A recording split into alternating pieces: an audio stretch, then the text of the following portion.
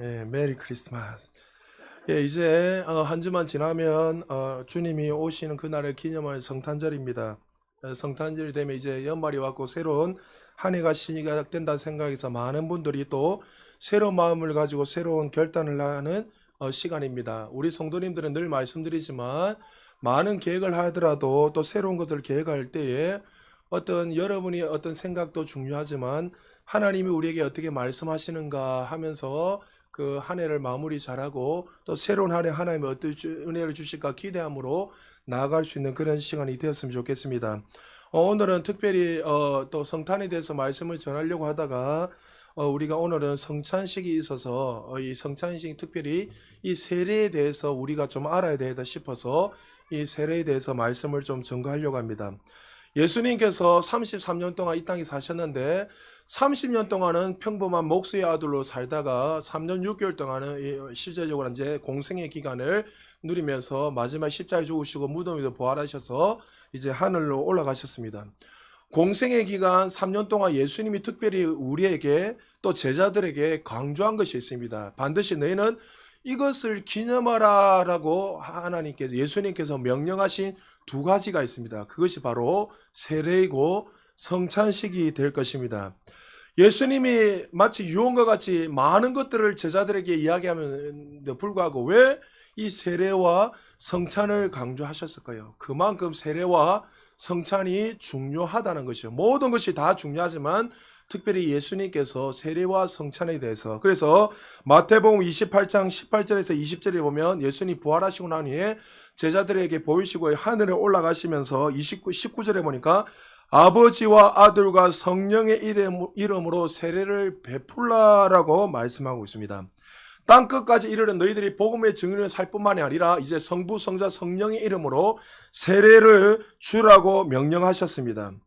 예수님이 잡히시기 전날에 이제 십자가 지시기 전날에 사랑하는 제자들과 식탁 교제를 하시면서 제자들에게 이렇게 말씀하셨습니다. 누가복음 22장 19절에 보니까 또 떡을 가져 감사기도 하시고 떼어 그들에게 주시며 이르시되 이것을 너희를 위하여 주는 내 몸이라 너희가 이를 행하여 나를 기념하라 하시고 이를 행하여 나를 기념하라.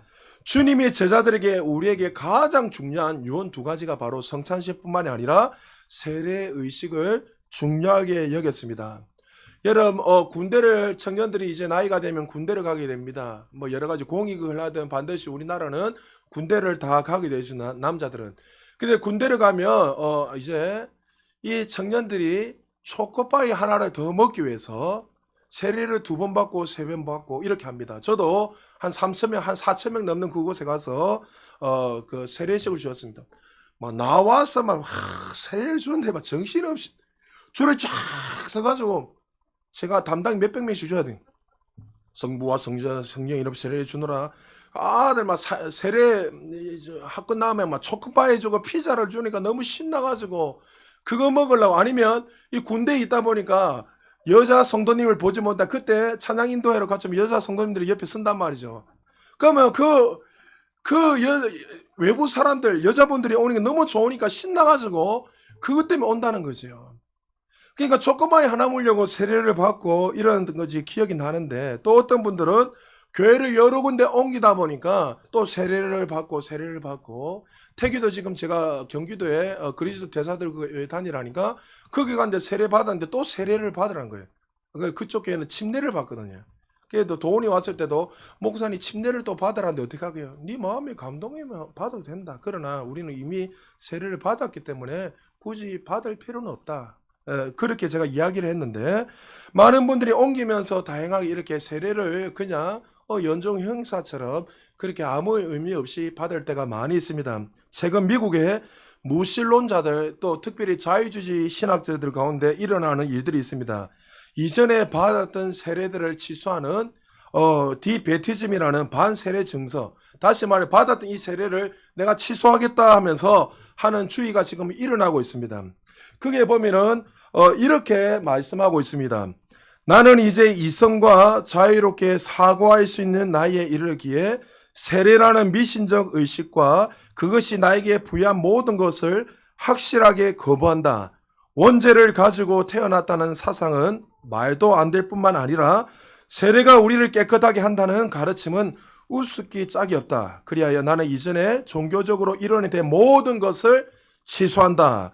신이 없는 시대에 몇 년 몇월 믿지 않아도 문제될 것 하나도 없다. 사실 이 무신론자들, 자유주의 신학자들은 세례가 무엇을 의미하고 있는지를 모르기 때문에 이런 반증서를 가지고 그들은 주장하면서 이야기를 하고 있습니다. 미국뿐만 아니라 한국 안에도 이제 무신론자들이 많이 일어나서 이런 일들이 일어나고 있습니다. 인권이란 비명 아래에서 교회를 무너지게 만들고 이제 종교의 자유가 있다는 식으로 이야기해서 여러분 기독교 안에서 기독교 학교를 세웠잖아요. 그럼 기독교 학교를 왜 세웠습니까? 어떤 의식요? 이 기독교 세계관을 가지고 말씀 중심, 예배 중심, 하나님 중심으로 세우기 위해서 세웠습니다. 여러분 부산대학교가 선교사님 세운 거 알고 계시죠? 근데 이제 촛불 없잖아요. 경성대학교도 그렇고. 여러분 다 기독교 선교사님이 와서 세웠습니다. 제가 한 10몇 년 전까지만 해도 하스데반 선교사님이 오셔가지고 경비와 찬양하면서 부산대학교 안에서 했습니다. 제가 가서 같이 찬양도 하고 했던 기억이 나는데 이제는 거기 가서 하면은 종교 편향주의 이런 식으로 해서 인권 하면서 종교의 자유가 있다면서 그렇게 차가운 이성을 가지고 배쳐가는 시대가 되었습니다. 왜 여러분에게 잘 배워야 되고 인권 이런 부분에 대해서도 우리가 바른 것을 알고 기독교 세계관에서 해야 되는 이유가 뭐냐면 여러분 이제 인권이 계속해서 종교의 자유도 있다 계속 주장하다 보면 이제 나중에 여러분 지금도 그 국회의원들이 들어가서 가본수 이상 그 통과시키려고 인권 그 조례하고 있잖아요. 여러분 그거 할 때 무조건 여러분 좀 제발 들어가서 저는 좌파 우파 아닙니다. 그거를 여러분 반대를 하셔야 돼요. 왜 반대를 해야 되냐면 호주도 그랬고 영국도 그렇고 외국의 다양한 나라들이 그것을 다 통과시켜 난 후에 이제 기독교가 다 사라지고 있습니다. 이제 제가 강단에서 예수 천당하면 감옥에 갇혀버립니다. 예수만이 유일한 그 권위를 하며 감옥에 갇혀버립니다. 제가 밖에 나가서 여러분들 예수만이 유일한 권자입니다 이렇게 이야기하면 여러분 감옥에 갇혀야 돼요. 호주나 수많은 나라들이 그때는 몰랐다는 거예요. 근데 학교에 가서 그렇게 이야기하니까 바로 신고해가지고 감옥에 갇혀버리고 여러분 이것이 인권을 이야기하지만 사단의 역사에서 그렇게 해서 더 이상 하나님의 역사가 일어나지 못하도록 여러분 이거는 좌파우파가 아니에요. 여러분 그 뒤에 내막에는 사단이 그렇게 해서 이제 어떻게 해요? 하나님의 진리가 증거되지 못하도록 하는 거예요.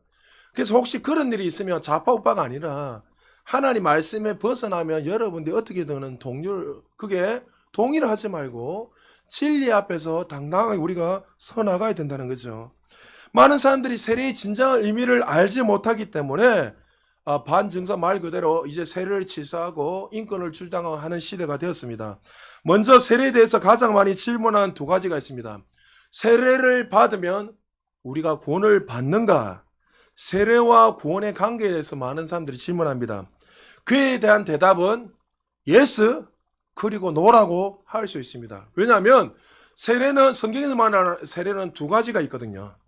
하나님께서 주시는 무슨 세례요? 성령 세례.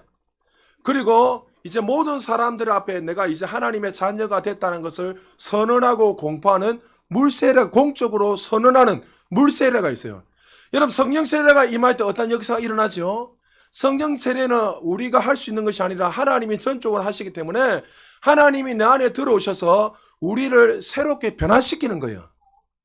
죽었던 영을 살리시고 죄인이도 우리를 하나님의 자녀로서 새로운 존재로 만드는 역사예요. 그때 구원이 일어나는 거예요. 물세례는 아까 뭐라고요? 말 그대로 이제 하나님의 자녀가 되었으니 사람들 앞에서 공적으로 선언하는 것이 물세례예요. 자, 그럼 여러분들 어떤 사람들은 성령 예수님을 나의 구주로 믿기만 하면 천국 가야 안 가요? 천국 간단 말이죠. 근데 어떤 사람들은 물 세례를 주려니까 어떤 분들은 나는 세례를 받고 싶은 마음이 없습니다. 여러 가지 여건에 의하면 나는 죄인인 것 같고 부족하기 때문에 나는 세례를 못 받겠습니다. 여러분 그런다고 그 사람이 세례를 못 받는다고 지옥 갑니까?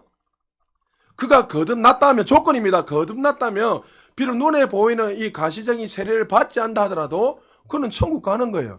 그러나 반대로 내가 물 세례를 받고 신앙생활을 오래 했지만 그 영혼이 거듭나지 않으면, 예수 그리스도를 나의 구주로 믿지 않으면 그 사람은 천국 갈 수가 없다는 거예요. 그래서 예수 그리고 노라는 거죠. 분명한 것은 예수 그리스도를 나의 구주로 믿을 때 구원받은 사실을 기억하십시오. 그리고 두 번째 질문은 어떤 사람이 세례를 받습니까? 받아야 합니까? 하는 그거에 대해서, 자격에 대해서 질문합니다. 제가 신앙생활을 하고 또 사역을 하면서 많은 분들이 세례 공부를 가르치고 다양한 분들 오시면 이야기할 때마다 그분들에게 신앙생활 이제 열심히 하고 교회에서 했던 시간들이 지나고 나면 그들에게 권유를 합니다. 이제 학습을 받으니까 세례 받으십시오. 어떤 분들은 시간이 오래됐는데도 세례를 받지 않으니까 가서 권유를 합니다. 이제 당신 정도 되면 세례를 충분히 받을 수 있는데, 그러면 그분들이 뭘 하냐면, 목사님, 저는 아무 자격이 없습니다. 저는 정말 하나님 보시기에 부족하고 연약하고 하나님 보시기에 날마다 죄를 짓고 그렇게 살아가는 죄인이 어떻게 제가 세례를 받을 수 있습니까? 많은 분들은 세례를 받는 것이 자격이 되어야지만이 받는다고 생각합니다. 사랑하는 여러분 기억하십시오. 세례라는 것은 자격이 되어야 받는 것이 아니라 믿음으로 받는 거예요. 할렐루야. 주님이 나의 구주가 됨으로 말미암아 그 믿음으로 세례를 받는 것이지 자격이 되어서 받는 것이 아니란 거지요. 오늘 사도 바울은 오늘 본문을 가지고 이 세례의 의미가 무엇인지 세 가지로 설명을 하고 있습니다. 먼저 첫 번째요. 세례란 그리스도와 함께 죽는 것이다. 자, 세례가 뭐라고요? 같이 한번 읽읍시다. 시작. 세례란 그리스도와 함께 죽는 것이다. 기억하십시오. 그리스도와 함께 죽는 것이다. 오늘 본문은 전체를 쫙 읽어보면 구절마다 바울이 계속 강조하는 게 뭐냐면 죽는다라는 단어를 계속 넣어놨습니다. 6장 3절에서 4절 보면 우리 같이 한번 읽어볼까요? 시작. 무릇 그리스도 예수와 합하여 세례를 받은 우리는 그의 죽으심과 합하여 세례를 받을 줄을 알지 못하느냐?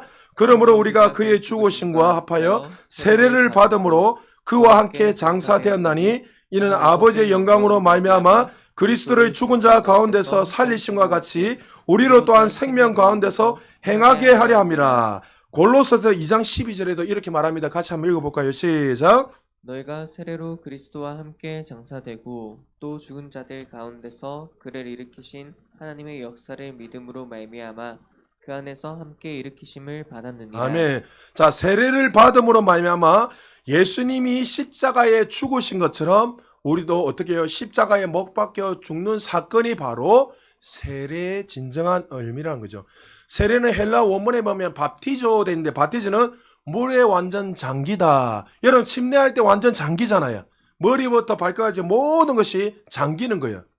그래서 잠긴다는 그 의미는 뭐예요? 온몸이 잠기면서 이제는 예수 그리스도와 함께 나도 어떻게 해요? 죽는다는 거예요.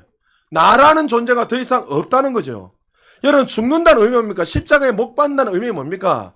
이제 나의 자아와 나의 욕심, 나의 정력을 다 누구한테 박는다고요? 십자가에 못 박혀 죽는다는 거죠. 아무리 주님과 함께 나의 모든 정욕과 자아와 또 욕심들을 십자가에 못 박는다 하더라도 우리의 삶에 끊임없이 수많은 유혹이 있고 끊임없이 어떻게 해요? 내 정욕이 일어날 때가 얼마나 많이 있습니까? 근데 이 세례난 진정한 의미는 이제 나는 없고 십자가 앞에 나의 정욕과 욕심의 모든 것들이 다 죽어진다는 거죠. 그래서 또 세례의 또 의미는 뭐냐? 죽는다는 그 의미 속에는 말 그대로 이젠 주인이 바뀌는 거예요. 예수 밖에 있을 때는 누가 주인이었습니까? 내가 주인에서 모든 것을 결정을 하고 내가 원하는 대로 살아가고 내가 기쁘면 내가 원하는 대로 하고 내가 마음대로 선택을 하고 이렇게 내가 중심이 되어서 살아갔는데 이제 어떻게 해요? 내가 완전히 십자가에 못 박혀 죽는다. 이 의미는 뭐예요? 이제 주인이 완전히 바뀌어서 하나님께 예수님께 모든 것을 이양한다는 그 의미를 가지고 있는 거예요. 할렐루야. 여러분 이것이 세례의 의미예요. 많은 분들이 너무나 세례를 가볍게 여기고 이제 교회에서도 이제 어떤 종교식으로 하다 보니까 그렇게 이야기. 제가 세례 공부할 때 다른 거예요. 뭐 이런 것들은 다음에 또 공부해도 되고 얼마든 할 수 있지만 제가 항상 질문하는 중 하는 게 뭐냐면 어떻게 하면 구원받지요? 그거 질문해요. 그 다음 째 구원만 끝나면 이제 주인이 바뀌는데 어떻게 살아야 될지 그거에 대해서 제가 이야기합니다. 다른 것도 다 중요하지만 그러니까 잠긴다는 것은 십자가에 못 박혀 준다는 것은 이제 나의 자아와 욕심과 모든 것들은 다 십자가에 그 주님 앞에서 다 죽어질 뿐만이 아니라 이제 주인이 바뀌어서 이제는 내가 죽고 예수를 위해서 살아간다. 그래서 세례를 받는 진정 의미는 공적인 자리에서 이제 주인이 바뀌었습니다. 이제 내 자는 죽었습니다 하고 공적으로 사람들 앞에서 선언하는 것이 세례라는 겁니다. 선배 목사님 중에 여러분이 한번 간증을 했던 기억나는데 중국에서 선교하시는 목사님 계십니다. 청년자 위주로 이렇게 선교하시는 목사님 계시는데 이 목사님은 선교 지역에 이 중국도 목숨을 걸고 복음 전하잖아요. 근데 청년들 가운데 세례 줄 때 아무나 세례 안 주는 거예요. 세례 줄 때 조건이 뭐냐면 여러 가지 있지만 그 중에 하나가 뭐냐면 동거하면 안 되고 요즘 젊은 친구들 얼마나 문란합니까? 동거도 먼저 하고 시작하고 있는데 동거하면 안 되고 그리고 또 그 청년들 가운데서도 이제 11조를 철두철미하게 내는 사람 그리고 주일 성수를 철두철미하게 드리는 사람 예배를 빠지지 않고 철두철미하게 드리는 그 사람들에게 세례를 준다는 거예요. 왜 그분이 그렇게 세례를 주냐면 주님이 나의 구원자라 정말 믿고 주인이 바뀌었다면 삶으로 보여야 된다는 거예요. 할렐루야. 여러분 삶으로 보여야 돼요. 주님은 나의 구원자. 여러분 자꾸만 주님을 요술램보 진이처럼 여러분 인식하시면 안 돼요. 그 수준에 머물러 있으면 안 돼요. 내가 문제 터지면은 비나이다가 주님 이 뒤치다거리 좀 해주세요. 이 수준에 머물러 있으면 안 된다는 거죠. 주님은 나의 창조주 금요일날도 이야기했지만 주님은 나의 창조주고 하나님이 말씀하시며 예지요. 할렐루야. 거기에서 토다는 게 어디서 예지에 아멘하고 걸어 나가야죠. 할렐루야. 우리는요 너무나도 많은 생각 속에 제가 요즘 뭐 여러 가지 많은 생각들을 가지고 기도하고 있으면서 이 생각이 얼마나 무섭냐면 저는 원래 이렇게 생각을 깊이 안 하는 스타일인데 빨리 잊어버리고 다 맡겨하는 스타일인데 뭐 한 몇 주 사이에 여러 가지 많은 일이 일어나다 보니까 오늘도 2시 넘어서 잤는데 4시, 5시 반쯤에 일어났어요. 잠이 안 오는 거예요. 그래서 생각이 너무 뭐 여러 가지 막 생각이 성도님들을 위해서 기도를 하고 또 가정의 어떤 것들 저희 아버지도 지금 몸이 안 좋아서 오늘 내일 하시니까 이제 이 부분들을 준비해 뭐 지금 바로 돌아가신 거 아닙니다. 오해하지. 몸이 많이 안 좋으셔서 이런 부분도 또 다양한 분들 상담을 오는 분들 이런저런 걸 놓고 기도하면서 이분들이 좀 이렇게 됐으면 좋겠다 이렇게 혼자서 하다가 잠을 자는데 내 의식 속에는 이 생각이 때문에 별의별 걸 다 사로잡혀 있었는가 봐요. 제가 보니까. 그러면 아침에 일어나서 새벽에 일어나서 이 생각이란 게 얼마나 참 인생을 지배하고 무서운가. 정말 하나님 기뻐하는 것들을 놓고 기도하고 그것을 맡기고 나가야 되는데 잠시 그것들을 이렇게 놓쳐보니까 그 성공 속에서도 얼마나 사로잡혀 있는지 다시 한 번 더 제가 그걸 보면서 이게 참 무섭다. 여러분 그러니까 하나님이 나의 정말 구주가 되었다며 이제 내가 세례를 받았다며 이제 나의 모든 육신의 생각은 모든 거 다 죽고 하나님께 모든 거 이양돼서 어떻게 돼요? 이제 주인이 바뀌는 사건이 세례라는 거죠. 그래서 사도 바울이 갈라디아서 5장 24절에 이렇게 말씀하고 있습니다. 같이 한번 읽어볼까요? 시작. 그리스도 예수의 사람들은 육체와 함께 그 정욕과 탐심을 십자가에 못 박았느니라. 우리의 정욕과 함께 내 자아와 내 육신과 정욕을 십자가에 못 박았느니라. 할렐루야. 이 사실을 알아야 제대로 살고자 하는 열망이 일어난다는 거예요. 거듭났지만 여전히 우리는 주님이 원하시는 뜻대로 살지 못하고 넘어지고 무너질 때가 얼마나 많이 있습니까? 그럼에도 불구하고 예수 그리스도로 말미암아 우리의 과거의 모든 자가 죽었다는 사실을 깨닫게 될 때 새로운 시작이 일어난다는 거죠. 이전에 필리핀에서 특별한 일이 하나 있었습니다. 2차 대전 때 일본이 패망했지만 그 사실을 모르고 여전히 필리핀에는 섬이 몇천 개 있잖아요. 어마어마하게 섬이 많이 있는데 거기에서 전쟁을 치르고 있었던 한 사람이 있었습니다. 오나다 소입니다. 오랜 시간 동안 필리핀에서 정글에서 숨을 살다가 1974년도에 이분이 발견됐는데 처음에 혼자 갇혀 있는 게 아니라 소대원들과 같이 10명인가 이렇게 있다가 그 사람들이 다 죽고 이제 혼자서 그 정글에서 전쟁이 아직 끝난지도 모르고 계속 그렇게 하고 있었다는 거죠. 그런데 74년이 되기 그 전까지 비행기를 통해서나 방송을 통해서 끊임없이 이제 일본이 패망하고 전쟁이 끝냈다고 끊임없이 이야기했는데 그는 그 사실을 믿지 않고 여전히 그 밀림에서 전쟁을 혼자서 치르고 있었던 거예요. 야, 여러분, 마치 그리스도인들 가운데 이런 분들이 많이 있습니다. 우리는 이미 2000년 전에 예수 그리스도와 함께 십자가에 못 박혀 죽었고 완전히 새로운 존재가 되었다고 말씀하고 있지만 여전히 그 사실을 믿지 못하고 인식하지 못하고 여전히 내 자아가 살아있는 분들이 많이 있다는 거죠. 나 자신이 완전히 죽는 것, 그리스도와 함께 내 자아와 내 욕심, 정욕을 십자가에 못 박는 것, 그것이 세례가 주는 진정한 의미라는 것이죠.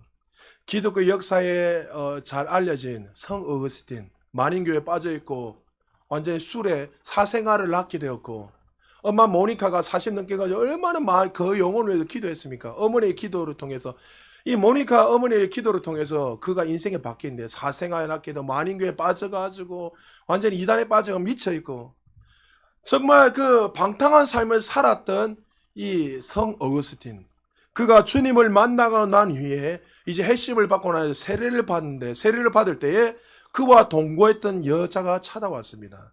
그때 그가 유명한 말을 이렇게 합니다. 당신은 이전과 똑같은 사람이지만 나는 하나님을 믿고 세례를 받음으로 나는 완전히 새로운 존재가 새로운 사람이 되었습니다. 그렇습니다.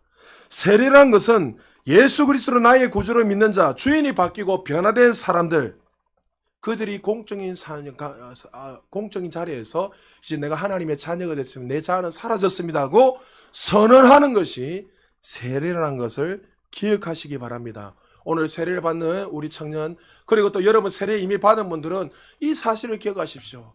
이제 내가 정말 거듭남으로 말미암아 세례를 받음으로 말미암아 나의 존재는 완전히 죽어지고 정말 주인이 바뀌어줌으로 말미암아 새로운 삶을 살아가는 것이 세례한 것을 기억하시고 날마다 새로운 자녀답게 하나님의 자녀답게 살아갈 수 있는 우리 모두 되시기를 주님 축복합니다. 그리고 두 번째요, 세례란 그리스도와 연합하는 것, 다시 말해서 한 몸이 되는 것이 세례란 거죠. 세례란 그리스도와 죽는 것뿐만이 아니라 이제 그리스도와 연합되는 그 일이 바로 세례란 거죠. 로마서 6장 8절에 이렇게 말씀하고 있습니다. 같이 한번 읽어볼까요? 시작.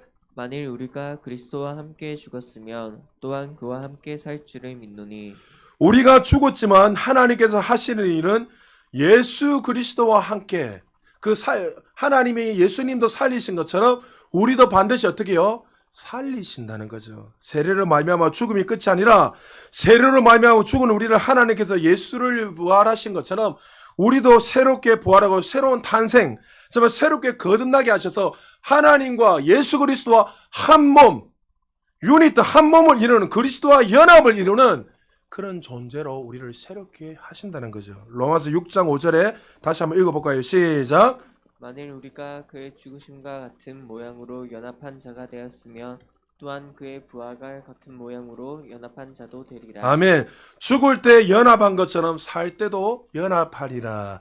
연합이란 것은 그리스도와 함께 완전히 하나를 이루고 한 몸을 이룬 거예요. 여러분 가운데 거듭나고 난 후에 자꾸만 구원에 대해서 불안한 사람이 있습니다. 예화를 옛날에 들었는데 기억나십니까?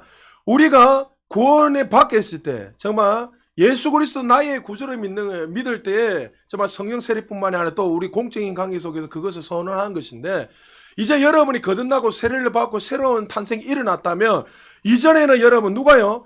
정말 그 멸망의 기차를 타고 간 거예요. 그 멸망 기차의 그 선장은 누굽니까? 기관장은 누구죠? 소위 말해서 사단인 거예요. 사단이 딱 선장이 돼서 타고 있으면 그게 딱 기차를 타면 아무리 내가 선한 행동을 하고 열심을 내어도 여러분 천국 갈 수 있습니까? 없습니까? 못 가는 거. 왜요? 멸망의 기차를 탔기 때문에 그는 영원히 지옥을 갈 수밖에 없는 거예요. 근데 멸망의 기차를 탔던 우리들이 이제 거듭나고 말미암아 이제 하나님과 한 몸이 되었고 누가 운전하는 그 기차에 옮겨 탔습니까? 예수 그리스도가 운전하는 기차로 옮겨 타게 됐어요. 자, 옮겨 탔을 때 이제 가고 있으면 그 길은 영원한 생명의 길이고 천국의 길이요. 내가 거기서 실수하고 넘어지고 내가 죄를 짓는다 하더라도 지옥 갑니까 안 갑니까? 왜요? 천국 가는 기차를 탔기 때문에 영원한 천국 간다는 거예요. 할렐루야. 우리 그리스도와 한 몸이 되었기 때문에 새로운 존재가 되었기 때문에 이제 생명의 길로 구원의 길로 인도함을 받는다는 거죠. 그래서 여러분들 우리는 이미 구원받았지만 새로운 존재가 되었지만 이것들이 우리의 삶 속에 나타나는 것들은 우리가 성숙을 통해서 살아가는 거예요. 할렐루야. 이미 우리 안에 돈이 100억, 1000억이 있다 할지라도 이것을 쓰는 것은 예를 들어서 내가 모르면 못 쓰잖아요. 그래서 우리가 그것을 통해서 계속 깨닫고 하나님이 원하시는 분량과 아직 자라지 못하기 때문에 계속 구원의 신학적 용어로 이미와 아직을 이야기하는 거예요. 이미란 말은 이미 예수님을 나의 구주로 영접할 때 이미 구원받게 됐어요. 그러나 아직 어떻게 해요? 그 구원의 완성을 이루고 달려가고 있다는 거예요. 언제까지요? 영원한 구원을 못 받은 게 아니에요. 성숙한 삶을 살지 못하기 때문에 실수도 하고 죄도 짓고 그렇기 때문에 하나님 주신 축복들이 많이 나타나지 못할 뿐이지 이미 우리는 구원받은 존재가 되어서 그렇게 살아간다는 거죠. 연합이란 것은 순식간에 이루어집니다. 하나님께서 우리에게 은혜를 찾아오실 때 순간적으로 그리스도와 연합되는 거예요. 그러나 그리스도의 몸으로 연합해서 살아내는 것은 한순간이 되는 것이 아니라 끊임없이 우리의 성숙을 통해서 그 우리의 삶에서 나타난다는 거죠. 그래서 여러분들이 넘어졌다고 해서 여러분들 순간순간 죄를 진다고 해서 나는 구원 못 받았다 이게 아니란 거죠. 미국의 남북 전쟁이 끝나고 노예 해방이 일어났습니다. 흑인들이 얼마나 자유를 누리며 기뻐하겠습니까? 이제 자유가 보장돼서 모든 사람들이 기뻐하고 이제는 더 이상 노예로서 살아가지 않는 그런 은혜들이 부어졌습니다. 그러나 문제는 그들에게 아무리 자유가 주어진다 하더라도 자유를 누리는 것은 다른 겁니다. 여러분 마틴 루터킹 목사님 아시죠? 그 목사님이 정말 인권 운동에 유명하신 분인데 이 노예의 인권을 가지고 이 흑인들의 노예를 가지고 인권을 가지고 얼마나 싸웠습니까? 그런데 마틴 루터킹 목사님이 가장 힘든 것은 백인이 아니었다는 거죠. 백인들과 싸우는 것이 힘든 것이 아니라 오히려 그들의 동포였고 흑인이었다는 거죠. 그들에게 이미 자유가 보장되고 자유로 주어졌지만 그들의 의식 속에는 여전히 어떻게 해요? 노예의식이 있다는 거죠. 의식이 안 바뀌더란 거죠. 나는 여전히 사탕수수 밭에서 그렇게 종노릇하던 노예였습니다. 그 시간이 그립고 마치 이스라엘이 애굽을 그리워하는 것처럼 그들이 하나님의 자녀가 되고 하나님과 한 몸을 이루는데도 불구하고 여전히 어떻게 해요? 하나님과 같은 똑같은 생각하는 것이 아니라 어떤 생각요?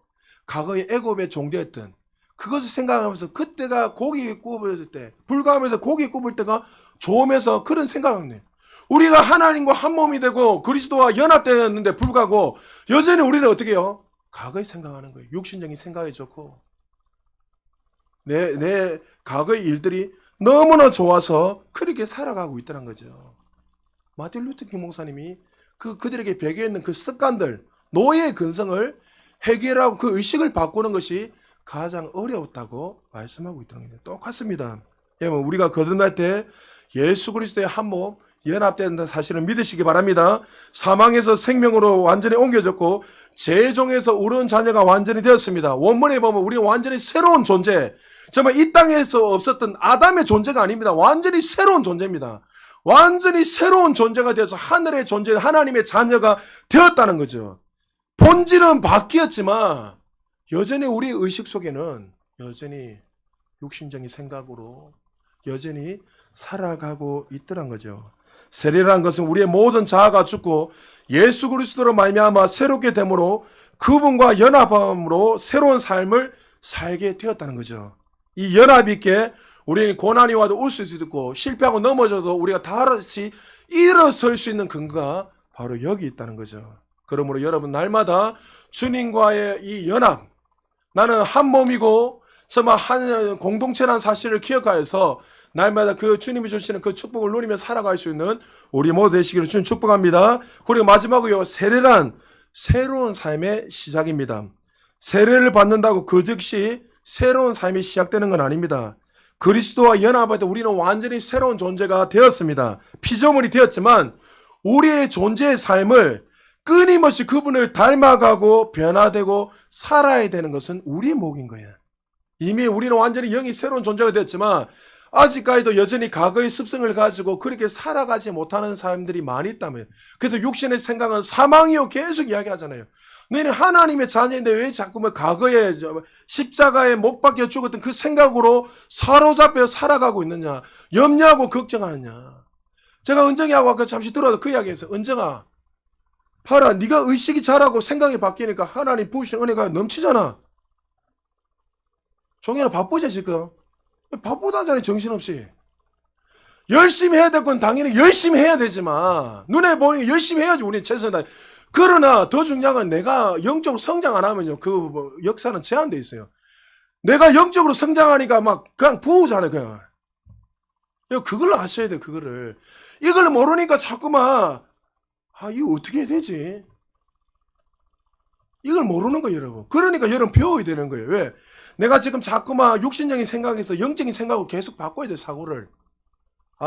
하나님 여전히 나에게 부유한 이미 모든 걸 주셨기에, 하나님이 나의 정말 부유함을 주셨기에 나의 모든 삶을 이끌어가는 믿고 그 상황 속에서도 육신적인 생각을 보는 것이 아니라 하나님과 똑같은 생각으로 걸어가는 거예요. 여러분, 어려움 당할 때 하나님은 어떻게 하실까요? 하나님 염려하실까요? 염려 안 합니다. 예수님이 선포하실 때 염려하신 적이 있습니까? 한 번도 없습니다. 그러니까 우리는 이미 예수님과 같이 똑같이 새로운 존재가 되었는데도 불구하고 예수님이 받은 성령과 우리가 받은 성령은 동일한 성령님입니다. 할렐루야. 근데 우리가 뭐가 잘못됐다고요? 의식이 잘못된 거예요. 육신의 생각으로 자꾸 기억하는 거예요. 전 사람들 간증하잖아요. 귀가 아파가지고 하고 나서 기도하고 나서 청소하다 보면 잊어보니까 나중에 보니까 귀가 나와 있더라고요.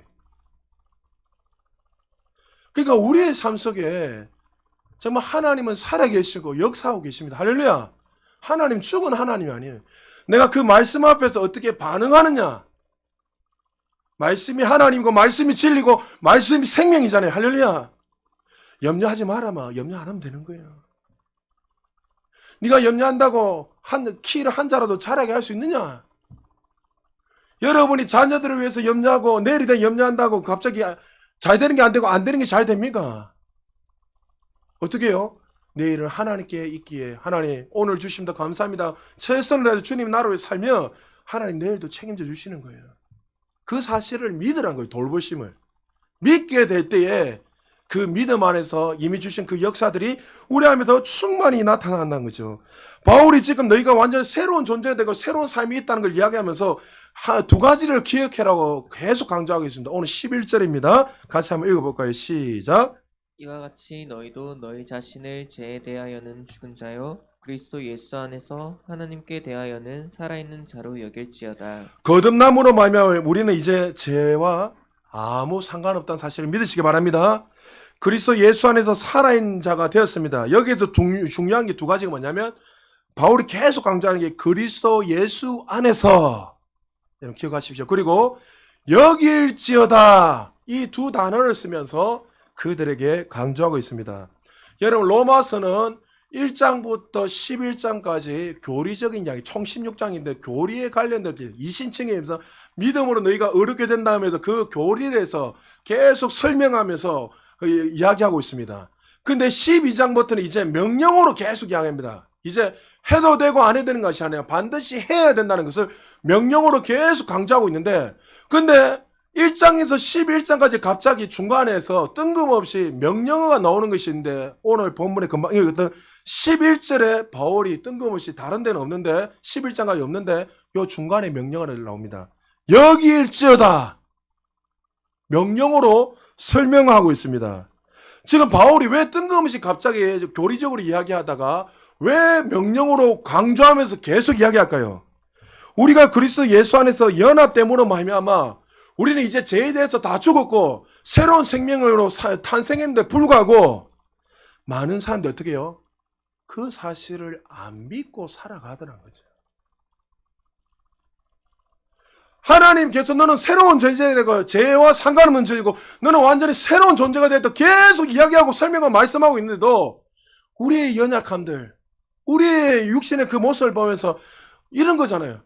내가 믿음이 되고 돌아서면 죄 짓고 있고 실수하고 넘어지고 하나님의 말씀에 불순종하고 정말 예배를 경홀히 여기고 주님과 어떤 교제도 없이 내가 원하는 대로 살아간 내 자신을 보면서 어떨 때는 답답할 때가 있잖아요. 그러면서 내가 정말 하나님 자녀가 맞는가? 오늘 말씀을 들으면서 염려하지만 했는데 돌아서면 또 염려하는 내 자신을 보면서 내가 그리스도인이 맞는가? 이런 생각이 들 때가 있어요, 없어요? 끊임없이 있잖아요. 그럼 내 자신을 자책하고 내가 신앙생활을 5년, 10년, 20년 동안 했는데도 왜 나는 잘하지 못하고 늘 이렇게 이 환경에서 벗어나지 못하고 내가 살아가고 있는가? 이런 여러 가지 생각을 하고 있단 말이에요. 근데 바울이 뭐요? 여길지어다. 네가 그렇게 새로운 생명을 누리고 새로운 탄생을 할 수 있는 이유는 뭐라고요? 네 열심과 노력이 아니라 그리스도 안에서 된 일이란 거예요. 할렐루야. 네가 예수 그리스도를 통해서 그 새롭게 되었기에 네 열심 노력이 아니라 이미 네가 그 안에 있기에 마치 생명 되시는 그 선장 되시는 예수님의 생명의 기차를 운전하시는 그 기차 안에 이미 네가 타고 있기에 네가 실수하고 넘어져도 이미 그리스도 안에 있기 때문에 너는 구원받았으니 새로운 존재가 되었으니 염려하지 말라는 거예요. 그 사실을 명령으로 믿으라는 거예요. 할렐루야. 이거 바울이 이야기하는 거예요. 왜 자꾸 염려하느냐? 그리스도 안에 있다. 그 사건은 네가 한 것이 아니다. 하나님이 하셨기에 앞으로도 하나님이 이끌어 가시기에 너는 그 사실을 믿고 그 안에서 걸어가며 살아가라는 거죠. 그때 주님께서 우리에게 말씀하십니다. 너는 이미 죄에 대해 죽었고 예수 그리스도 안에 살았기 때문에 너는 그 사실을 믿고 걸어가기만 하면 된다. 그래서 예수님 계속 믿어라 성경 읽으면 계속 그 이야기 하는 거예요. 왜 못 믿냐? 내가 죽으면서까지 아들을 너희들을 내면서 사랑했는데 왜 그 사실을 못 믿느냐? 너희들이 할 수 없게 예수님이 친히 오셔서 십자가 죽고 있는데 근데 왜 너는 그 사실을 안 믿고 아직도 너희들이 의심하고 내가 뭔가 열심히 더 노력해야지만이 뭔가를 취하고 될 수 있다고 생각하고 있느냐? 여러분 믿음이라는 거 말했잖아요. 예수님이 이미 우리에게 주신 그 속량 은혜를 믿는 걸 했잖아요. 내가 원하는 대로 믿는 것이 아니라. 로마서 8장 1절 2절에서 이렇게 분명히 말씀하고 있습니다. 같이 한번 읽어볼까요? 시작. 그러므로 이제 그리스도 예수 안에 있는 자에게는 결코 정죄함이 없나니 이는 그리스도 예수 안에 있는 생명의 성령의 법이 죄와 사망의 법에서 너를 해방하였습니다. 할렐루야. 그리스도 안에서 이제 우리는 정죄함이 없습니다. 하나님이 우리를 보실 때요. 우리가 실수하고 넘어져도 여러분들 죄인으로 안 보세요. 어떻게 해요? 그 예수님의 그 생명을 보고 있어요. 똑같이 그렇게 보고 있어요.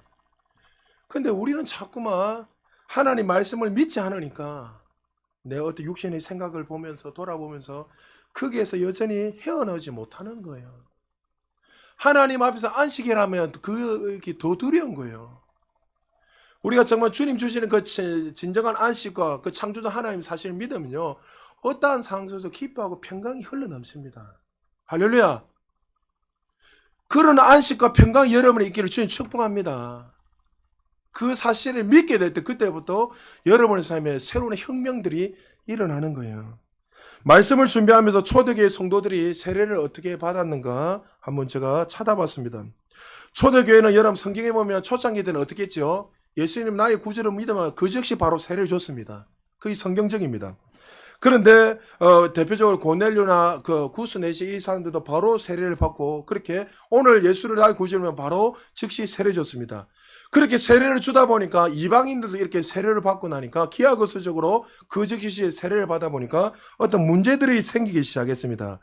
이전만큼 세례에 대해서는 의미를 잊어버리고 강조하지 못하다 보니까 중요도가 떨어지고 마치 우리 교단이나 우리 지금 요즘 보면 세례에 대해서 별로 깊게 의미를 생각 안 하고 그냥 뭐 때가 되면 받는가 또 이렇게 생각하고 받잖아요.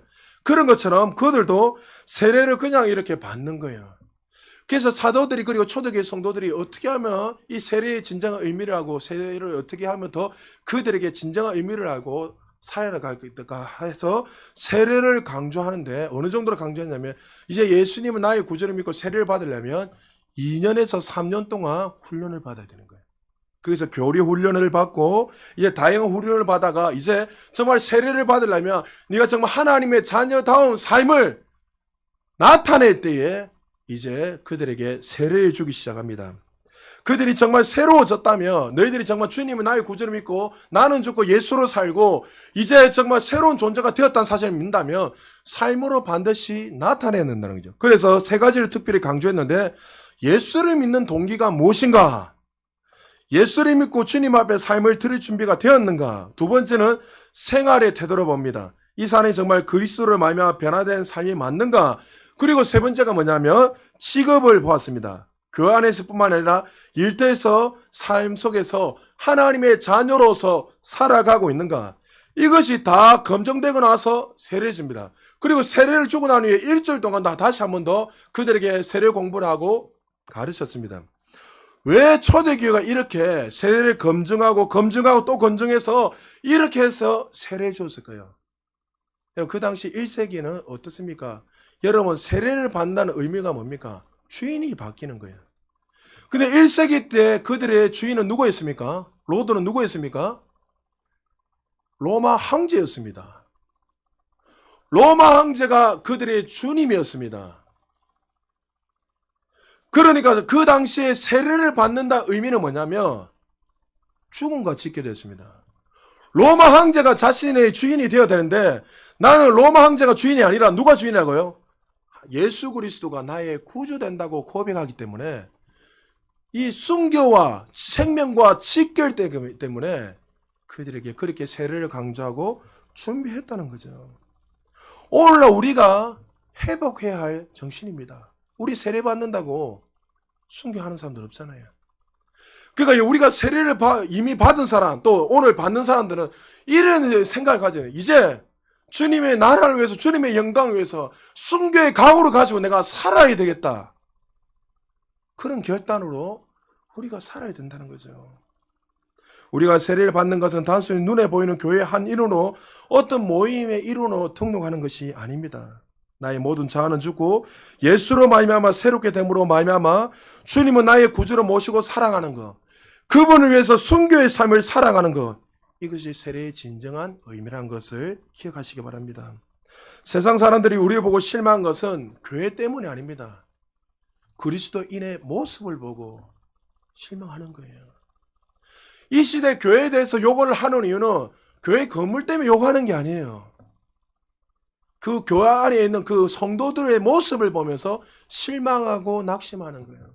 사랑하는 성도 여러분, 삶으로서 하나님의 자녀답게 살아가시기를 주님 축복합니다. 사업하시는 분들 정직하게 하십시오. 내가 손해본다 하더라도 하나님이 넘치도록 부으신 그 약속을 믿고 정말 세상의 방식으로 살아가는 것이 아니라 하나님의 자녀담으로 살아갈 때 하나님이 부으시는 그 은혜가 더 충만히 임할 줄 믿습니다. 우리 자녀들 정말 정직하게 하십시오. 공부 열심히 하십시오. 컨닝하고, 저도 어릴 때 컨닝 해봤습니다. 컨닝하고 그렇게 하지 말고 정말 정직하게 그렇게 정말 자녀답게 그렇게 살아갈 때 여러분을 통해서 믿지 않는 친구들이 하나님을 만나게 되는 거예요. 그것이 우리가 회복해야 될 그 자세인 것을 기억하시기 바랍니다. 여러분, 말씀 마무리하겠습니다. 우리가 인생을 살아가면서 이전에 여러분이 세례를 받고 지금 오늘 세례 받을 때, 이전에 여러분 세례를 받을 때 어떠한 마음과 자세를 가지고 여러분들이 세례를 받았습니까? 세례를 받을 때 이제 그 떨림과 두려움과 떨림으로 하나님, 이제 내가 내 마음대로 내 생각으로 이제 더 이상 살아가지 않고 주님의 나라를 위해서, 주님의 영광을 위해서 내 자신은 이 십자가에 다 죽고 주님의 나라를 위해 내가 살겠습니다. 이렇게 여러분 고백하지 않았습니까?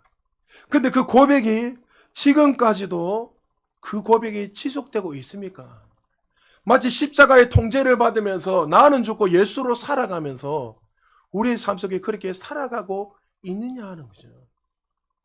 오늘 우리가 성찬을 하고 세례를 받고 또 세례를 이미 받은 분들은 우리의 삶을 다시 한번 점검해야 돼요.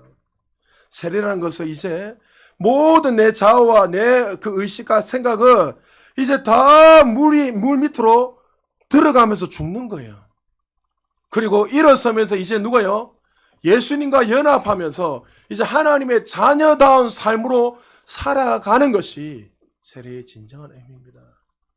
여러분, 만약 이것을 잊어버리고 살아갔다면 다시 한 번 더 여러분 세례 의식을 통해서 또 성찬을 하면서 주님, 이제는 내 마음대로 내 생각대로 살아가는 것이 아니라 내 자는 십자가의 발 아래 다 내려놓고 이제 주님과 연합하면서 주님의 영광을 위해서 주님의 나라를 위해서 살아갈 수 있는 하나님의 자녀들 되게 하옵소서. 그럴 때에 이들을 통해서 초대교회는 어떤 일이 일어났죠? 로마가 변화되었습니다. 세상이 변화되었습니다. 또 그들을 통해서 가는 곳곳마다 하나님이 칭송을 받는 놀라운 역사가 일어났습니다. 여러분, 하나님의 손이 짧아서 하나님의 능력이 없는 것이 아니에요. 우리가 그 사실을 믿지 않을 때 하나님의 손은 짧아질 것이고 우리의 삶 속에 하나님의 역사는 제한될 것입니다. 사랑하는 성도 여러분, 오늘 이 말씀을 잘 가슴에 새기시고 하나님의 자녀답게 세례받은 자답게 정말 하나님의 영광 위에서 살다가 주님 앞에 설 수 있는 우리 모두 되시기를 주의 이름으로 축복합니다. 예, 우리 지금부터